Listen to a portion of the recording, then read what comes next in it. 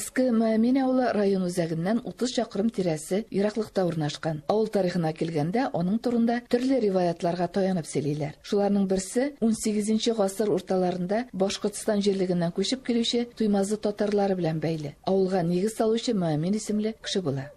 Сафиулла белән Рабига Ахлиуллиннар 55 ел бергә гомер итәләр. 2 малай, 3 кыз үстерәләр. Хәзер инде 12 оныклары һәм 2 оныкчыклары бар. Бүген безнең бәйрәм көне. 55 тулды безгә. Бар күгәрсендә ирләшеп торганыбызга бергә. Үз кешебезгә яшәдек, истән ярдәм көтмәдек. Бала чагда үстердек, берсен ятим итмәдек. Әлбәттә җавап бирәсе бар. Бар Аллаһы каршында.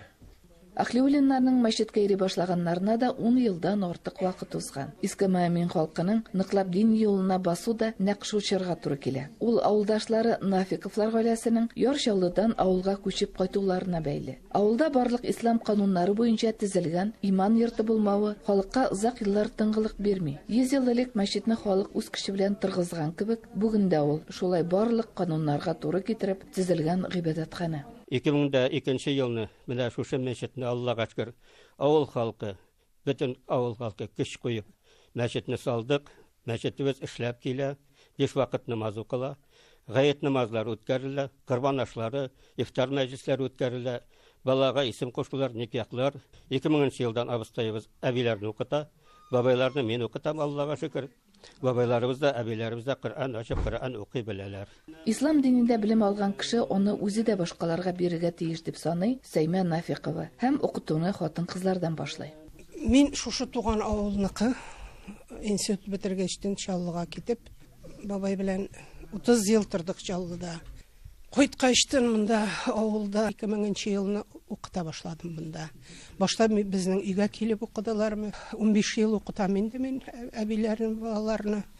Анда бер 70-80 кеше укыгандыр инде бөтенесе. Менә 2000 елдан башланган әбиләр дә берничек тә тошлыйсылары килми инде мәчеткә йөрүне. Өлкә буенча 116 гыйбадәтхана эшли. Әлеге мәчетләр 60тан артык татар авылларында урнашкан. Иске Мәмин мәчете шуларның берсе. Вәгазьләр бары тик татар телендә генә сөйләнә. Иске Мәмин авылында 500ләп кеше яши. Мәчеткә йөрүчеләрнең күпчелеге дә олы яшьтәгеләр. Мәчетле авыл, нурлы авыл дигән сүзләр дә зур мәгънәгә ия ди. Biz Allah'a şükür Kur'an okurga öğrendik. Kur'an okuyup baştan azakka kadar okup çıkabız. Allah'a şükür namaz okurga öğrendik. Abısıyga zor rahmet. Elifni, toyakni, şularni beş okup biz Allah'a şükür Garapçani öğrendik başta. Ondan Kur'an okuduk. Hazır mine min yılına maqtanıp da tügülündü. Xuday kabul etsin. İşer mertebe koşan balalarga şolay deyip Kur'an'ı üzümüz çıgabız indi. Eli hazır eli abıstayı bizni nıklap tatarşaga hazır her bir namazdagı her bir Kur'an ayatlarının tatarşa tercümesini yatlap Barsında şularını bilip bilelmemiz diyenik. Xuday yerden birdi bildik, okuyuz. Иске Мәмин авылында яшәүче әлеге мөселманнарны бер авылда гомер итүләреннән тыш мөселманча яшәү рәвеше дә берләштерә. Әлеге гаиләләр тормышта милләтебезгә үрнәк булып тора. Буыннан буынга бу гаиләләрдә ислам диненең җебе зелми. Әби-бабалары динле булган. Инде хәзер аларның балалары, оныклары намазга баскан. Менә шундый тырыш, эш яратучан, авылның киләчәге турында уйлаучы, туган җиренә үзе хуҗа булган, газиз җирендә тир түгеп яшәүче милләттәшләребез Татарстаннан читтә гомер итә, динен тота. Оренбург өлкәсеннән Фируза Абсалямова, Татарлар.